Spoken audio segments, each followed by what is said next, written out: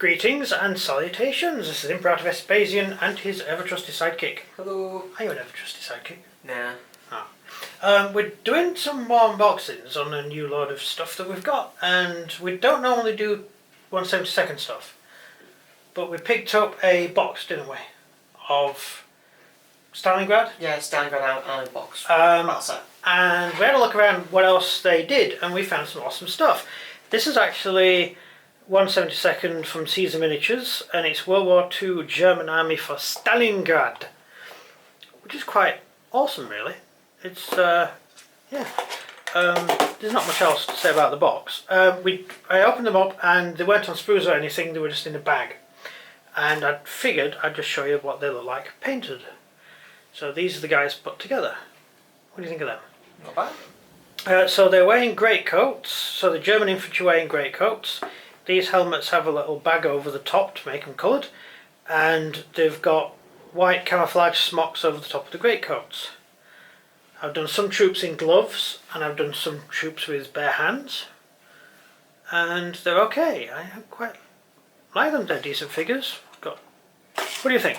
I like them, yeah. Seem quite easy to do as well. Was there any putting together involved? None for these ones. They were for the Russians. You know, I got 4 boxes of Russians, and there's quite a lot of you have to stick the arms on separate and stuff. But it's not bad. It's not Hail Caesar levels of assembly. But we've got some decent poses. Oops, sorry, some guys here. So you get a couple of guys surrendering with their hands up. You have guys with rifles. You got them with the head thing, the forage cap with the straps down. I actually have a German forage cap I used to wear when I used to go hiking, because it's great for keeping your ears warm. I've also got a Russian one as well, which I also used to wear. So they're actually really good at keeping the weather out. So like in real life they're really cool. So I've got a Russian one and a German one, and I used to wear both of them. Not at the same time. So yeah, that's them. So they're regular infantry in smocks. Stalingrad, they weren't really ready. No, not that they weren't ready for the winter. They didn't have a lot of the equipment issued, did they? No, it's kind of... Well, they would have had it, wouldn't they? It's just that they were there for so long, and in the end, supply lines are cut off, so it's just whatever you can find in the end, wasn't it? Yeah, well, they thought they'd actually win in summer, so they wouldn't need I know to they found that they thought they'd win a lot quicker. Yes, and so when it actually came to needing more stuff, it was a matter of, do you get food and ammunition there, or do you get winter clothing? So there was actually a lack of winter clothing. The year before, there actually wasn't a lack of winter clothing. I know that all the history books will tell you the Germans had no winter clothing, winter took them by surprise and stuff. The Germans were actually pretty well equipped. It was mainly the Russians who were freezing to death, not the Germans. But the Germans simply didn't have enough troops at the front line to take Moscow. Whereas at Stalingrad they certainly had enough troops, but they were facing ever increasing numbers of Soviets, so you know, it was causing trouble for them. So these are just smocks over the top of the standard greatcoat. Remember, a German soldier in summer carries a greatcoat, right? Which is great for winter as well. You can wear it all year round. And then the smock isn't really to keep you warm, it's really for camouflage, basically.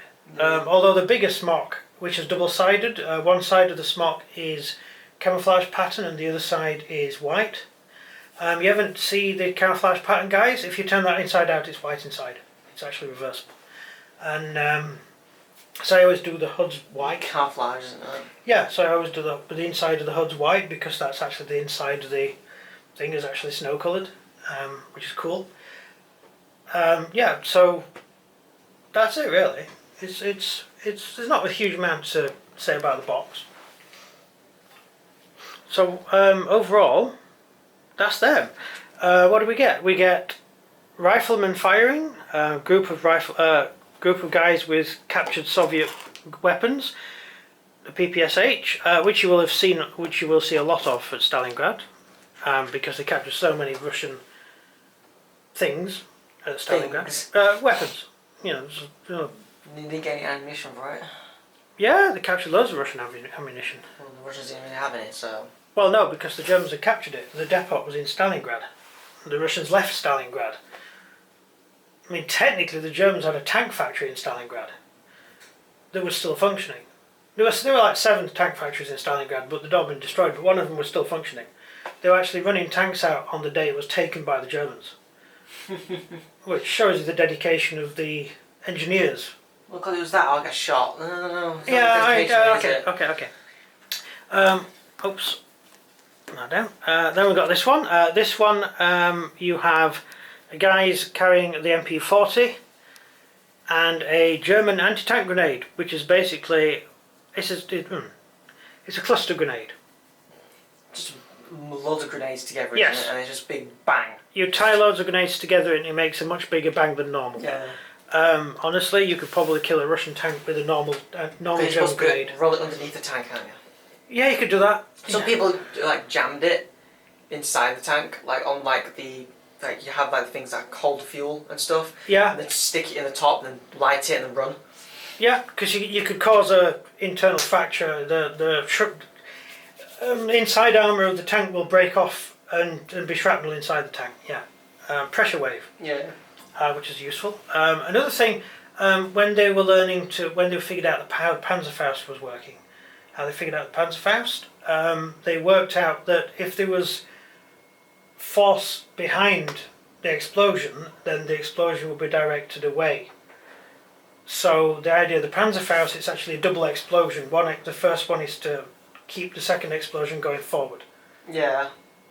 So it's an interesting weapon, really. Then, like with the British, we had the Piet, which was a very large bang with a dart on the end of it, with an armor-piercing dart on the end of it, which theoretically would pierce a tank. They have the Japanese with their bomb stick. Well, that was just an anti-tank mine on the end of a stick. So we didn't think of that, so. No, we never invented them. The Germans did. The Germans and Russians both had magnetic mines, which work very well. Fires a jet of plasma into the tank. Superheated metal, molten through the tank, does massive damage. Awesome. And of course, the tried and tested way of taking out a tank is to pour petrol into the grill and set fire to it. Yes, you may hear we are having one of the worst storms since the 90s currently outside, and the wind is blowing quite strongly and out there. It's getting quite nasty out there. So. It's like a house built out of bricks, unlike some people. Yeah, we have a nice brick house. Yes, unlike the dome. Oh yeah. Yeah. Right, so that's basically it. I quite like the 2 surrendering Germans. What? The 2 surrendering Germans. I didn't play with that. I suppose you'd use them as markers, wouldn't you? It's a bit of a waste. Guys, I could put them in a fighting thing, because like 2 people fighting and one guy in the background going, "It's not me!" Surrendering. Yeah, that'd be funny. Right. So that's basically them. That's the guys. Can't really think anything else to say on this one. This is a small box, isn't it? Yeah, we also picked up the Germans in camouflage smocks, which is the same outfit as these, but every single man's got a smock, and some of them are laying down and stuff. So they're cool. I'm waiting for you to say something.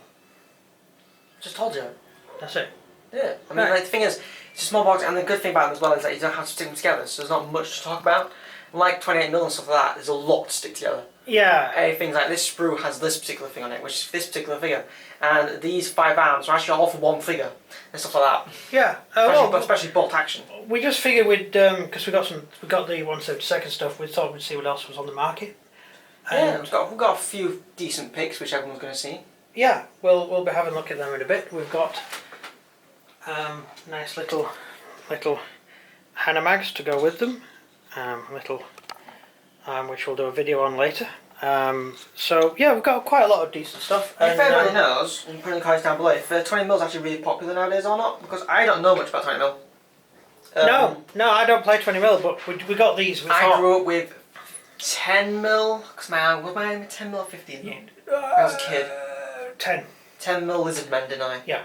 And 28mm. That's what my life consisted of. Because I never really knew that 20mm stuff was really a thing. Oh yeah, we used to do it loads in the past, but before you were born. But we just wanted something else to play with. Really. Yeah, so I would like to know if anyone, if it is generally still really popular today, because I think these are quite old now, aren't they? No, I don't know. New.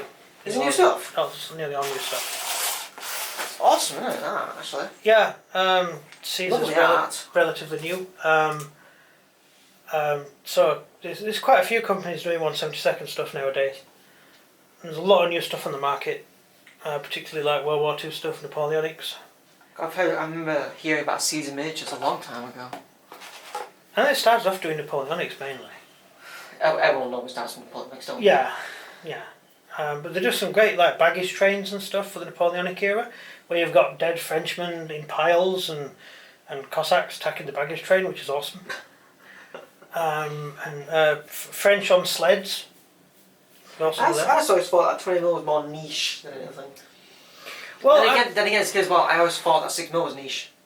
It isn't. It really isn't. Yeah, because you never played 6mm. No, See, so that's the thing. When you live in your own little 28mm world, you think it's the only thing that people play. You might notice. You might go on TMP and see someone ask a question about 6mm, and you're like, "What's that?" Yeah. And then so we saw this. We thought, "Oh, this is fun."